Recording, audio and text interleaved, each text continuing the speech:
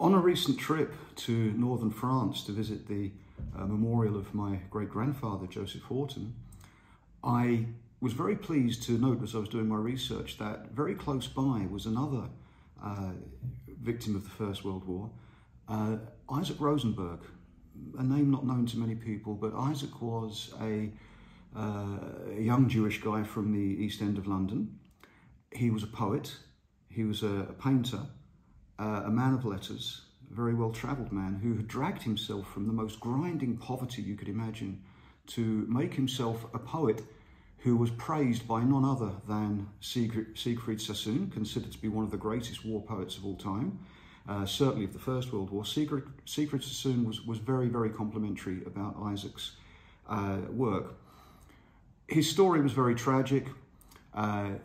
He's known more for his poetry than his paintings. I actually like his art very much, and just going to show you a few paintings here by Isaac. And remember, he was largely self-taught. He was very fond of the ladies. He was not particularly successful in that department. He lacked confidence. He was a very, very small man in stature. And in terms of his appearance and health, his appearance really betrayed many, many years of living in grinding poverty, of malnutrition, of not really knowing a warm household around him. But he did it. He lacked confidence, and he felt that by painting ladies, by drawing them, this was an intimate act. He felt that this brought him into intimate contact with the ladies, and his portraits were always very flattering. He always flattered his subjects. He also painted this particular image here in the final weeks of his life. As I understand, it was completed in the final weeks of his life. It depicts the life in the trenches as he saw the life of his own life and those around him. He wrote how every night some slept safe, some would die, and it took his toll. And he actually wrote a poem in his final days. He foresaw his own death. He finished the poem in a hurry and mailed it to his family in England, and sure enough, he was on the 1st of April 1918, he died. The poem itself is incredibly poignant, so I read it out during this video. I hope you find this very interesting. So this is the memorial to Isaac Rosenberg. Not many people know the name of Isaac Rosenberg, which is a great shame. He was one of the great characters of the Jewish community in the East End of London, a great writer, great poet. He was born into the most appalling poverty, grinding poverty. He was a very small man because he had been malnourished. In those days in the East End of London, people lived literally hand to mouth. His brothers and his father, all of them shared one pair of shoes and one suit. Really, this is the level of poverty. But through this, Isaac managed to self-train himself as a writer and as a painter. Well, he was an incurable romantic. His life story was one of falling in love, each more desperate than the last, culminating in a wonderful romance in Cape Town. He had somehow, despite the poverty, managed to get himself to Cape Town, which he found to be the most inspirational part of his career. He joined the army because he needed the money. He needed to send that money home to his mother. That's why he joined the army. He was less than 5'2", tiny guy, and he was put into what was known as a Bantam battalion. Well, as the casualties mounted, they need to get even the little fellas into the front line. And very sadly, Isaac was to lose his life on the 1st of April 1918, very close to here. Nobody's really sure. He was part of a night patrol which in the early hours of the morning came under sniper fire and was then subject to a bayonet attack, a German bayonet attack. We don't know how Isaac met his end. He was originally in a grave with 5 others for some time.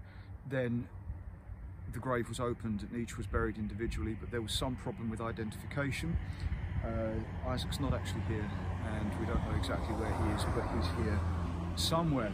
There's a little postscript to Isaac's story. He foretold his own death, and just some days before he died, he wrote a poem, and he was in a bit of a rush to get this finished because he wanted to post it home to England. He wanted people to see these final words.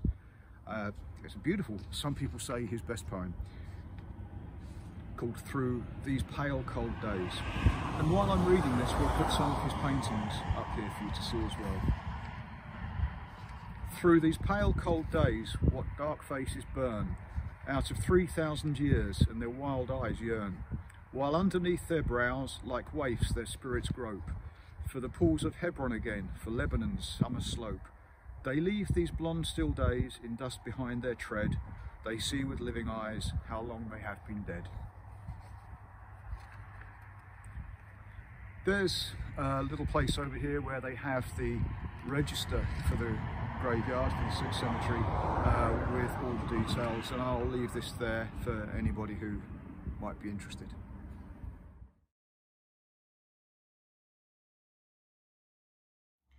So there we have it, the story of Isaac Rosenberg, or particularly of you know, those final days, indeed moments of his life. Anybody who wants to know more about Isaac's work, I strongly recommend this book by Jean Moorcroft Wilson.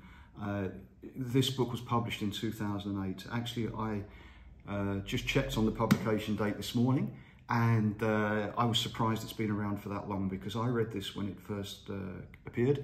It appeared to fabulous reviews in the press, and although I read it in 2008, I can pretty much remember all of the stories.